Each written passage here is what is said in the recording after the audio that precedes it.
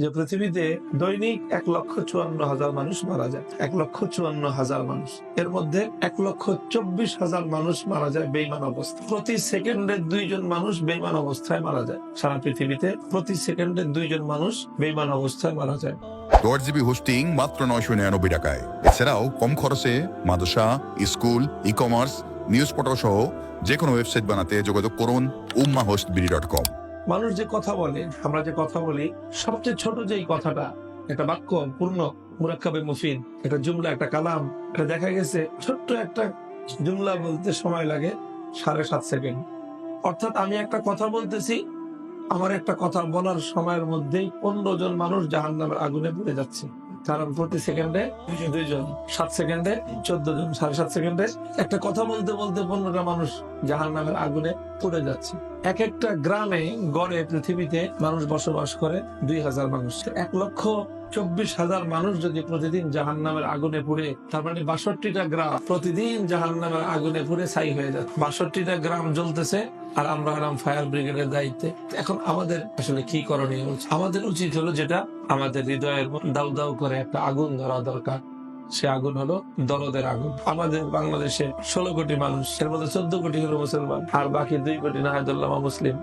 14 জন যদি দাওয়াত দিত, তো 2 জন মানুষ অমুসলিম থাকে কেন? 7 জনের ভাগে 1 জন পড়তো। তো 7 জন লোক যদি একজনের পিছনে ছুটতো দাওয়াত নিয়ে, তো সেই মানুষটা জাহান্নামের আগুনে জ্বলতে পারতো। সে মানুষটা জাহান্নামের আগুনে জ্বলতেছে কেন? সেই 7 জনের দায়িত্ব ছিল তাকে রক্ষা করা। এই 7 জন তো তারা আরামের ঘুম ঘুমাইতেছে, তারা মজা লুটতেছে, আর তারা বলতেছে যে বহু ধর্মের বিচিত্র বাংলাদেশ, এই বৈচিত্র্যের সৌন্দর্য ধরে রাখতে হবে আমাদের, যাতে যে যে ধর্মে আছে ওই ধর্মে থাকে।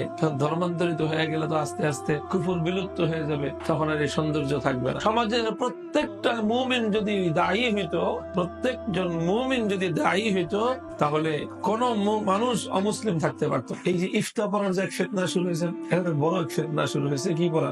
ইফতার পড়া, বড় ফিতনা। প্রত্যেকে বুঝতেছে যে আমার নামের শেষে মুফতি লাগাইতেই হবে। এটা চাকরির জন্য দরকার, বিয়ে শাদীর জন্য দরকার, যাই কিছুর জন্য। কারণ পরিবার কোথাও বায়োডাটা দিলে জিজ্ঞেস করে খালি আলেম না মুফতি আলেম। এই জন্য পড়াশোনা যাই হোক, নামের শেষে একটা মুফতি ডিগ্রি লাগায়।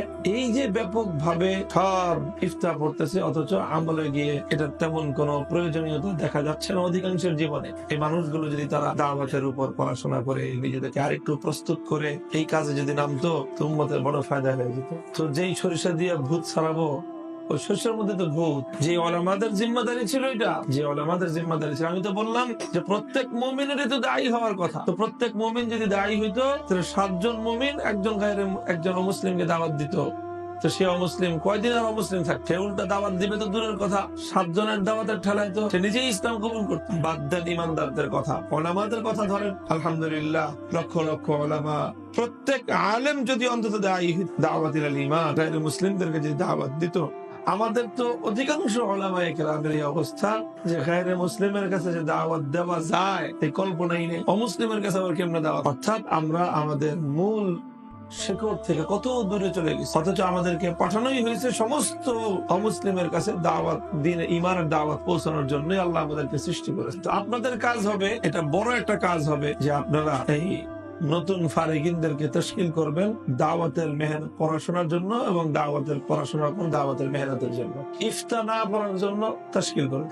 ইফতা পড়িস, মুফতির জ্বালায় দেশে এখন গিজ গিজ করে, পাও রাখা যায় না মুফতির। যে পরিমাণ মুফতি হয়েছে, আগামী 50 বছর যদি বাংলাদেশে আর কোনো মুফতি নাও হয়, তাহলে এই জাতির ফতোয়ার জন্য কি এখন দরকার? দায়ী, কাজের দরকার, কাজ, দায়ী দরকার। দায়ী ঘরে ঘরে দায়ী দরকার, ঘরে ঘরে মুফতির দরকার নাই। পুরা মহল্লায় একজন মুফতি থাকলেই যথেষ্ট, কিন্তু দায়ী প্রত্যেকের দায়ী হওয়া দরকার।